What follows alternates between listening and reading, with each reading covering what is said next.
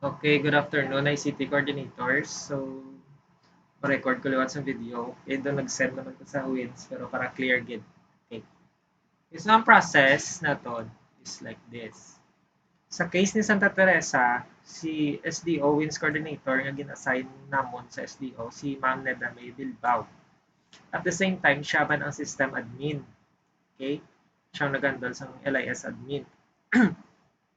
Ang process naton is si Ma'am Neda Bilbao or si SDO WINS coordinator iobrahan niya role si ICT coordinator nga school WINS administrator. Then after na obra sina, obrahan dayon ni Ma'am Jenny Temblador as ICT coordinator si Ma'am Lourdes Salcedo nga school head as WINS coordinator. Okay? So may case nga si Ma'am Neda, for example, sa ibang school, hindi siya maka-add sa role, it's because hindi siya system admin. So, pareho to kaginangin tawag ko sa ibang nga school, dapat, ang pinagit ka una nga step, kung amo na inyo nga case, si school head, i-add ya danay role sa SDO WINS coordinator as system admin para ma-continue nga aton nga process pasunod na siya. For example, si Ma'am Neda, no? Si Ma'am Neda. Si Ma'am Neda, wala man na account. Kadto ka mo diri pag open nyo, hindi ka mo makibot nga may dashboard na kamo sa bilog ang gimaras. It's because nga gimaras ang inyo nga gin-add ka mo din. Okay? So, i-open nyo gid yung account context. Don't forget, para hindi kita magka-problema, always check the account context. Kadto ka mo sa school, tapos sa administration, na.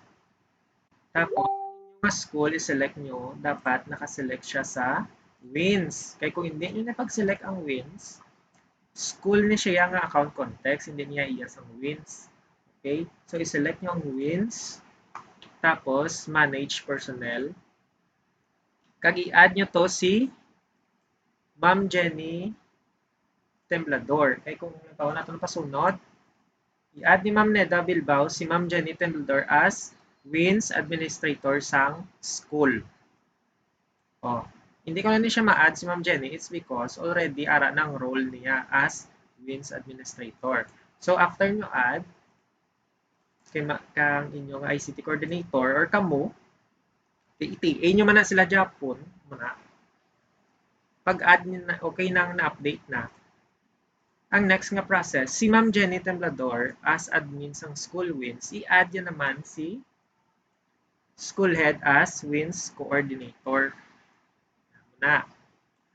So, ilang out ko ni. Open ko kay Ma'am Jenny. Again, check ang context. Dapat ang context siya sa school. I-open ang administration. Dapat naka-WINS git ang punta ha, WINS. WINS ang punta. Manage personnel. Kag i-add to si Ma'am Lourdes as WINS coordinator. I-add si Ma'am Lourdes. Search. Tapos add role. Wala na ni may magwa nga role. It's because Ma'am Lourdes is already added as WINS coordinator na. Okay? May magwa na din nga WINS coordinator kung wala niyo pa na-add. Nga wala nagagawa kaya rin hindi siya na. Si Ma'am Lourdes, check mo role ya, WINS coordinator sang school WINS. Si Ma'am Jenny, check mo role ya, WINS administrator sang school. Na siya. Ayos. Check always the context. Check gini permi para clear. Sa case kagina kung si Ma'am Neda hindi gani ka-add sang admin, hindi siya ka-add sa kay ICT coordinator, meaning hindi siya system admin. I-add na niya. Assign na ni school head na system admin siya para ma-process ang tanan.